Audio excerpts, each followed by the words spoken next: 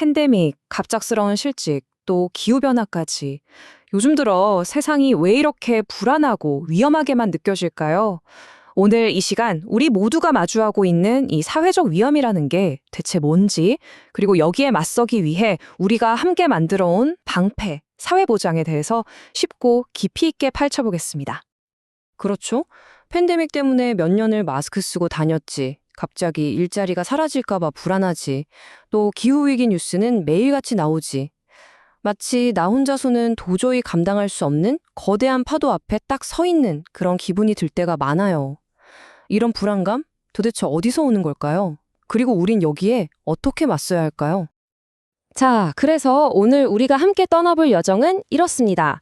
먼저 우리가 마주한 위험이 정확히 뭔지부터 알아보고 이게 과거와는 어떻게 달라졌는지 살펴볼 거예요. 그리고 이 위험의 무게가 모두에게 공평하지 않다는 현실을 짚어본 뒤에 우리가 만든 방패, 사회보장 제도에 대해 이야기할 겁니다. 마지막으로는 이 방패가 정말 위기인지, 그리고 더 튼튼하게 만들려면 그 비용은 어떻게 마련해야 하는지까지 차근차근 따라가 보겠습니다. 네, 그럼 첫 번째 이야기부터 시작해보죠. 우리가 해결하려는 이 근본적인 문제, 바로 사회적 위험이라는 게 대체 뭔지부터 명확하게 짚고 넘어가야겠죠? 여기서 진짜 중요한 키워드는 개인의 실패가 아니다라는 점이에요. 그러니까 내가 가난해지거나 일자리를 잃는 게 꼭 내가 게으르거나 능력이 부족해서가 아니라는 거죠. 사회 전체의 구조적인 문제, 예를 들면 산업 구조가 바뀐다거나 갑자기 전염병이 도는 것처럼요.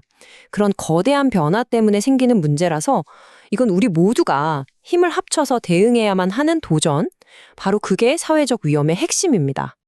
그럼 이 사회적 위험이라는 게 옛날이나 지금이나 항상 똑같은 모습이었을까요? 그렇지가 않아요. 과거에 우리 부모님 세대가 걱정했던 위험이랑 지금 우리가 마주한 위험은 그 종류나 성격이 꽤 다르거든요. 어떻게 달라졌는지 한번 보시죠. 시대가 바뀌면 위험의 얼굴도 바뀌는 법이죠. 이 슬라이드에 나온 것처럼 사회적 위험은 크게 두 가지로 나눠볼 수 있어요. 예전부터 있었던 좀 익숙한 구사회적 위험이 있고요. 그리고 우리 시대에 새롭게 등장해서 우리를 괴롭히는 신사회적 위험이라는 게 있습니다. 자, 이게 바로 전통적인 위험, 즉 구사회적 위험의 대표적인 예입니다. 영국의 경제학자 베버리지가 5대 거악이라고 이름 붙인 것들인데요. 한 사회가 제대로 발전하려면 반드시 싸워서 이겨내야 하는 5가지의 거대한 적이라고 본 거예요.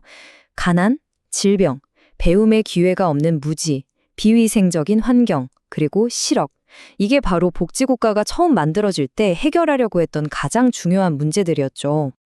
하지만 시대가 정말 많이 변했잖아요. 그러면서 새로운 위험들이 막 나타나기 시작했어요. 사회가 빠르게 늙어가면서 생긴 고령화나 돌봄의 문제, 또 워라밸이라고 하죠. 일과 삶의 균형이 무너지는 문제, 그리고 아무리 열심히 일해도 가난을 벗어나지 못하는 워킹푸어나 청년 실업 문제도 심각하죠. 여기에 전 세계를 멈춰 세웠던 팬데믹이나 기후위기까지. 이런 새로운 위험들은요, 예전의 시스템만으로는 해결하기가 너무나 복잡하고 어려워진 겁니다. 자, 그런데 여기서 정말 중요한 포인트가 하나 있습니다. 우리 모두가 이런 위험들 앞에 서 있다는 사실은 똑같지만 그 위험의 무게를 짊어지는 방식은 전혀 똑같지가 않다는 거예요. 독일의 사회학자 울리 히백이 남긴 이 말, 정말 많은 걸 생각하게 하죠. 위험은 민주석이다. 즉, 위험은 부자든 가난한 사람이든 가리지 않고 누구에게나 찾아온다는 뜻이에요. 하지만 그 결과는 계급적이다. 이게 무슨 말이냐? 한번 생각해 보세요. 코로나19 바이러스가 뭐 대통령이라고 피해가고 노숙인이라고 찾아가고 그랬나요? 아니죠. 모두를 똑같이 위협했죠. 하지만 그 결과는 어땠나요? 어떤 사람은 좋은 병원에서 치료받고 안전하게 회복했지만 어떤 사람은 제대로 된 치료 한 번 못 받고 쓰러져 갔습니다. 바로 이겁니다. 위기는 모두에게 오지만 그 피해는 결국 가진 것과 사회적 지위에 따라 너무나도 불공평하게 나뉜다는 거죠. 그리고 이 표를 보시면 그 불공평함이 현실에서 얼마나 적나라하게 나타났는지 바로 와닿으실 겁니다. 팬데믹이라는 똑같은 위기 속에서 노동자들은 사실상 4개에 다른 계급으로 나뉘었어요. 먼저 안전하게 집에서 일하면서 월급도 그대로 받은 1계급이 있었고요. 배달기사님들처럼 감염의 위험을 무릅쓰고 현장을 지켜야 했던 2계급 필수 노동자들이 있었죠. 그리고 아예 일자리를 잃고 소득이 끊겨버린 3계급 해고 노동자들도 있었습니다. 마지막으로 사회에 어떤 지원도 받지 못하고 그냥 조용히 사라져버린 이주 노동자 같은 4계급도 있었고요. 보세요. 똑같은 위기가 이렇게나 다른 현실을 만들어낸 겁니다. 그렇다면 이렇게 불평등하게 다가오는 위험에 맞서서 인류는 어떤 해결책을 만들어냈을까요? 그것이 바로 이 네 번째 이야기의 주제입니다.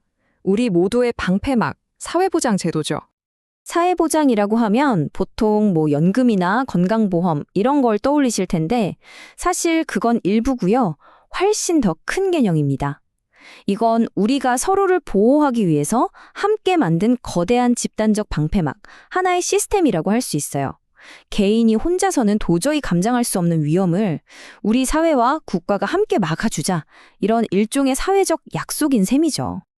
이런 대담한 아이디어가 그냥 하늘에서 뚝 떨어진 건 아니고요. 꽤 긴 역사가 있습니다.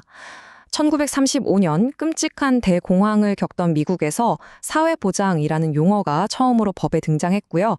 그 뒤 2차 세계대전이 끝나갈 무렵에 영국과 프랑스 같은 나라들을 중심으로 구체적인 제도의 틀이 잡히면서 전 세계로 빠르게 퍼져나갔습니다. 자, 그럼 우리나라의 경우는 어떨까요? 우리나라의 사회보장은 크게 3개의 튼튼한 기둥으로 받쳐져 있다고 생각하시면 쉬워요. 첫 번째는 우리가 평소에 보험료를 내고 위기가 닥쳤을 때 혜택을 받는 건강보험이나 국민연금 같은 사회보험이고요. 두 번째는 저소득층의 최소한의 인간다운 삶을 국가가 직접 보장해주는 공공보조입니다. 그리고 마지막으로 보육이나 상담처럼 돈이 아닌 서비스로 직접 도와주는 사회 서비스가 있죠. 이 3개의 기둥이 함께 어우러져서 우리 사회의 안전망을 형성하고 있는 겁니다. 그런데 말이죠. 요즘 이런 이야기 정말 많이 들리잖아요. 이 튼튼해야 할 방패막에 금이 가고 있다, 위기다, 고령화 때문에 돈이 부족해서 더 이상 유지가 어렵다, 이런 이야기요. 그런데 과연 그럴까요? 이 위기라는 말이 정말 피할 수 없는 현실일까요? 아니면 사실은 특정한 방향으로 가기 위한 하나의 선택일까요? 한번 따져볼 필요가 있습니다. 이 위기라는 게 운명이 아니라 정치적인 선택의 문제라는 걸 아주 잘 보여주는 사례가 있습니다.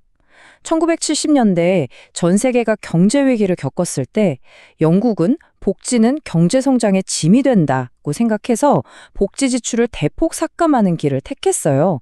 신자유주의의 길이었죠. 반면에 스웨덴은 복지야말로 안정된 사회의 필수 요소라고 보고 오히려 복지 제도를 유지하고 더 강화하는 길을 선택했습니다. 보세요. 똑같은 위기라는 갈림길 앞에서 전혀 다른 선택을 한 겁니다. 자, 그럼 이제 정말 현실적인 마지막 질문에 다다르게 됩니다.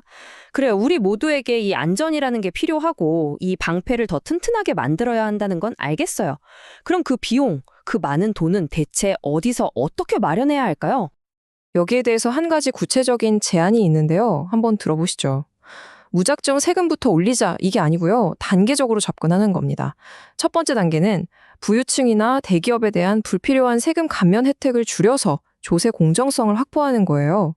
그리고 그렇게 마련된 돈으로 모든 국민이 혜택을 보는 보편적인 복지 프로그램을 늘려서 세금을 내니까 내 삶이 나아지는구나 하는 신뢰를 먼저 쌓는 거죠. 이런 신뢰가 바탕이 되어야만 그 다음에 소득세를 올리든 기업의 부담금을 늘리든 소비세를 확대하든 사회적인 합의를 이끌어낼 수 있다는 아주 현실적인 아이디어입니다. 결국 이 사회보장의 미래라는 건요, 무슨 복잡한 경제 공식이나 기술의 문제가 아닌 것 같습니다. 우리가 서로에게 어느 정도까지 책임을 져야 하는지, 또 어떤 가치를 더 중요하게 생각하면서 함께 살아갈 것인지, 바로 우리가 어떤 사회를 만들고 싶은가 하는 선택의 문제로 돌아오는 거죠. 오늘 이 이야기를 통해 여러분 각자 그 질문에 대한 자신만의 답을 한번 고민해보는 계기가 되었으면 좋겠습니다.